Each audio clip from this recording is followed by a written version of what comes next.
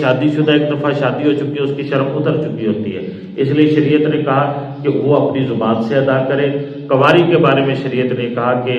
اگر وہ خاموش رہے تو اس کی خاموشی کو بھی اجازت سمجھا جائے گا،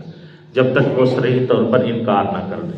اگر وہ صریح طور پر انکار کر دے، اب والدین کو حکم یہ ہے کہ اس کی رضامندی کا انتظار کرے۔ ایسا نہیں کہ باکرہ جو بالغ ہو چکی ہے، بالغ بچی کی اجازت کے بغیر اس کی شادی نہ کی جائے، شریعت نے اسے منع فرمایا۔ تو اور باقی رہی بات یعنی کہ شادی شدہ عورت کی، تو اس کو اپنی مرضی سے شادی کرنے کا پورا اختیار شریعت نے دیا ہے، یہاں تک کہ حضور پاک صلی اللہ علیہ وسلم کو نکاح بھیجنے کا پیغام بھیجنے والی حضرت اماں خدیجہ رضی اللہ عنہا خود ہے، انہوں نے خود نکاح کا پیغام بھیجا ہے۔ تو مطلب عورت بھی اگر کسی مرد کو پسند کرتی ہے تو حلال طریقے سے اس کو نکاح کا پیغام بھیجا جا سکتا ہے، اس کی شریعت نے اجازت دی ہے۔ تو فرمایا کہ اپنے بے نکاح لوگوں کا نکاح کرو، والصالحین من عبادکم و امائکم، اور جو تمہارے غلام اور باندیاں ہیں، اس زمانے کے اندر ہوتے تھے اب نہیں ہیں، اگر ان کے اندر بھی صلاحیت ہے شادی کرنے کی تو ان کے بھی نکاح کرو، ان کے بھی نکاح کرو۔ یہ اب تو یعنی کہ لوگ کہتے ہیں کہ ہم پڑھے لکھے ہو گئے ہیں، معاشرہ پڑھا لکھا ہو گیا ہے، تو بہت ساری چیزیں پڑھے لکھے ہونے کی وجہ سے ہماری ٹھیک ہوئی ہیں، بہت ساری چیزیں پڑھے لکھے ہونے کی وجہ سے ہماری خراب ہو گئی۔ ٹھیک یہ ہوئی ہے کہ اب ہر آدمی پڑھا لکھا ہے تو وہ ایسے ہی کسی کے پیچھے نہیں چلتا ہے،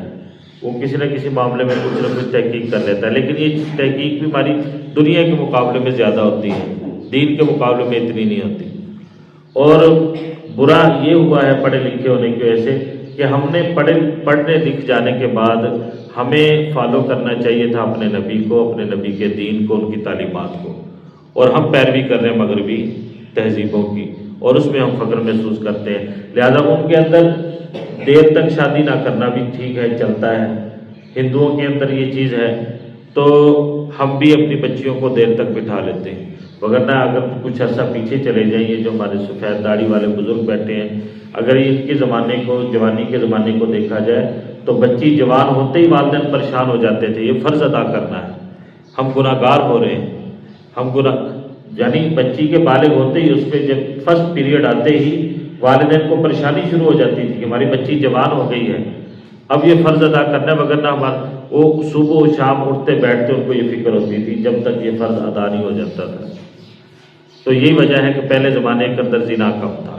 پہلے زمانے کے اندر بے حیائی کم تھی، لوگوں کے ذہن صاف تھے، پھر اس وقت سوشل میڈیا بھی نہیں تھا۔ تو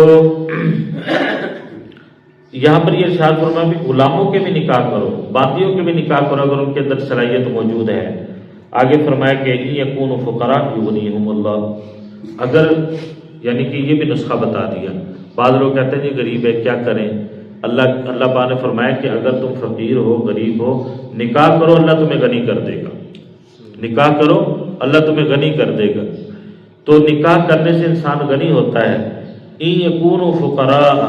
یغنیہم اللہ من فضلہ، اللہ اپنے فضل سے تم کو غنی کر دے گا۔ یہ نہ دیکھو کہ روزی روٹی کا یعنی کہ مسئلہ اس کی ٹینشن نہ لیں، اللہ پاک نے ہر ایک آدمی کا مقرر کیا کب اس کو امیر کرنا ہے، کب اس کو غریب کرنا ہے، کب اس کو پیسہ دینا ہے، کب اس سے پیسہ لینا ہے۔ ہم تو ساری زندگی میں پیسے کے پیچھے مر ہی جاتے ہیں، اللہ کی طرف سے طے ہوتا ہے، دھکے کھاتے رہتے ہیں، جب اللہ کو منظور ہوتا ہے تو مل جاتی ہے دنیا کے اندر دولت، وگرنہ انسان ساری زندگی غریب ہی رہتا ہے۔